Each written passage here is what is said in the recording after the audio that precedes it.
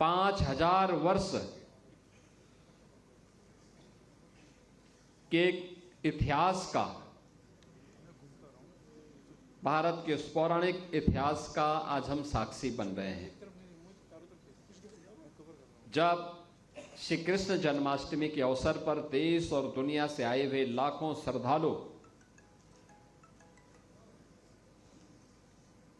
कितनी भक्तिमय भाव के साथ यहां पर दर्शन के लिए और यहां की पावन माटी के रज रज में कृष्ण भाव की उस पावन भक्ति को अंगीकार करने के लिए उतावले दिखाई दे रहे हैं।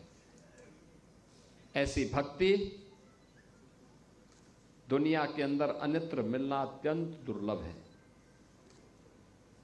और इसलिए इस पावन धरा को कोटि कोटि नमन करते हुए आप सभी को श्री कृष्ण जन्माष्टमी की हृदय से बधाई देता हूं, अपनी शुभकामनाएं देता हूं। ये मेरा सौभाग्य है कि मुझे पिछले कई वर्षों से इन दोनों पावन आयोजनों के साथ जुड़ने का सौभाग्य प्राप्त होता है। श्री कृष्ण जन्माष्टमी में यहां पर भक्तों की सुविधा और सुरक्षा का अवलोकन करने और जन्मभूमि पर दर्शन करने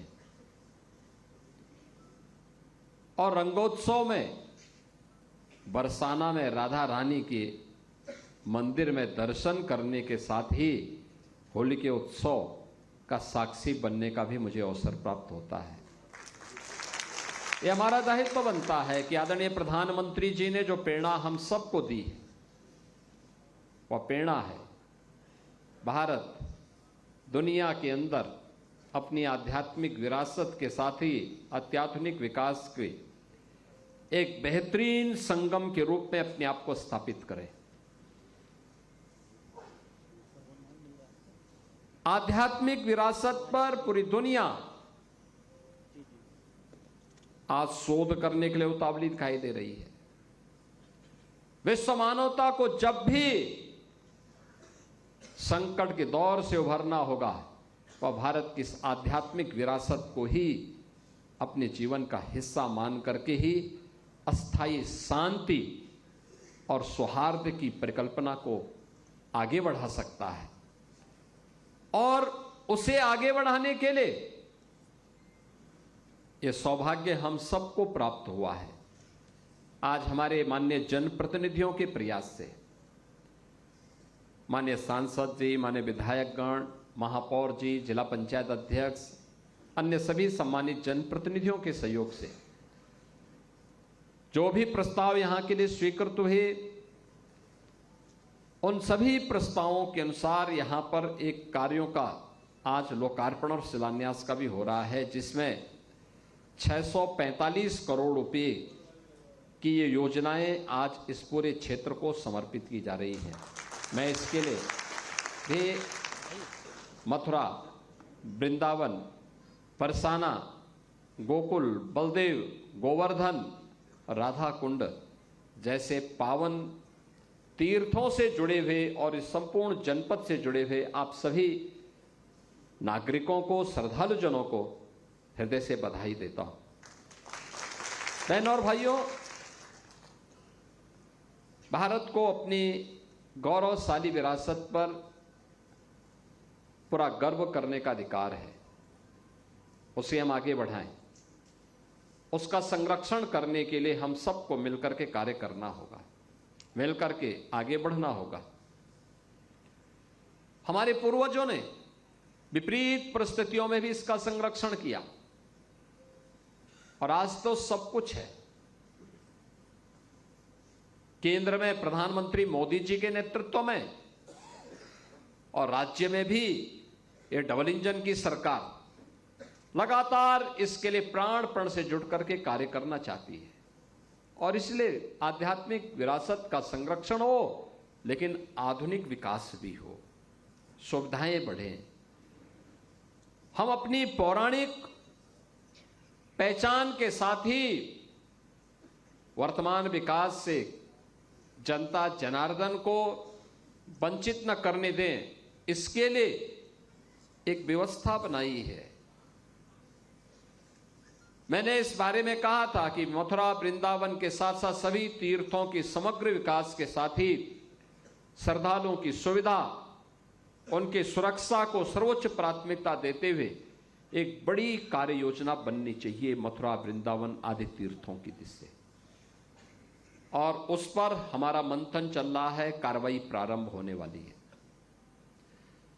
अकेले ब्रज क्षेत्र के लिए, यहां के समग्र विकास के लिए 30,000 करोड़ रुपए की एक नई कार्य योजना को लेकर के हम लोग आ रहे हैं। हमारा ब्रज क्षेत्र फिर से द्वापर की स्मृतियों को ताजा करेगा।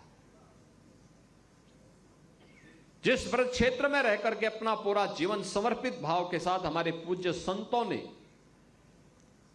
श्री कृष्ण की भक्ति के लिए, श्री राधा जी की भक्ति के लिए, इन पावन तीर्थों के संरक्षण के लिए अपने आप को समर्पित किया है, उन भावनाओं को सम्मान करने के लिए सरकार आज प्रतिबद्धता के साथ कार्य कर रही है। बहनों और भाइयों, इसके लिए लगातार प्रयास हो रहे हैं। आपने देखा होगा एक एक करके वे फिर से, जिसके बारे में लोग कहते थे नहीं हो सकता है, आज उस असंभव को संभव बनाया गया है। कोई सोचता था आज से 14-10 वर्ष पहले, 8 वर्ष पहले कोई ये मानता था कि काशी में काशी विश्वनाथ धाम इतना भव्य बन पाएगा? कोई सोचता था? कोई सोचता भी नहीं था। लेकिन आज आप जाइए काशी में, काशी विश्वनाथ धाम में, जहां पर आज से 10 वर्ष पहले 50 श्रद्धालु एक साथ दर्शन नहीं कर पाता था बाबा विश्वनाथ के धाम में, आज एक साथ 50,000 श्रद्धालु भी आ जाएगा तब भी वहां दर्शन कर लेगा। और महाकुंभ के दौरान और इस सावन मास में 8 से 10 लाख श्रद्धालु प्रतिदिन वहां दर्शन किया है। 8 से 10 लाख श्रद्धालु। आज से 5 वर्ष पहले, 6 वर्ष पहले कोई ये मानता था कि अयोध्या में इतना विकास हो जाएगा? श्री राम मंदिर निर्माण के बारे में लोग कहते थे रे ये सब केवल एक जुमला है। जिन लोगों ने जीवन भर जुमला ही पढ़ा है उनको ये भी संकल्प जुमला लगता था।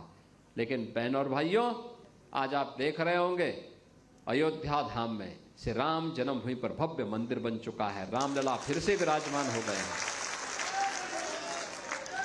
अयोध्या त्रेता युग के स्मरण करा रही है। और अगर काशी में और अयोध्या में विकास उन नई ऊंचाइयों पर पहुंच चुका है तो योग माया का जन्म तो हुआ था इसी धरा पर। आप कभी विंध्यवासिनी धाम में जाकर के देखिए, वहां भी एक नया कॉरिडोर बन गया है। जहां भक्ति है हर शब्द में, कथाओं में छुपे हैं दिव्य रहस्य और ज्योतिष देता है जीवन को दिशा। धर्म से जुड़ी हर बातों को जानने के लिए हमारे चैनल स्तुति को सब्सक्राइब करें। चैनल पर जाने के लिए इस लिंक पर क्लिक करें।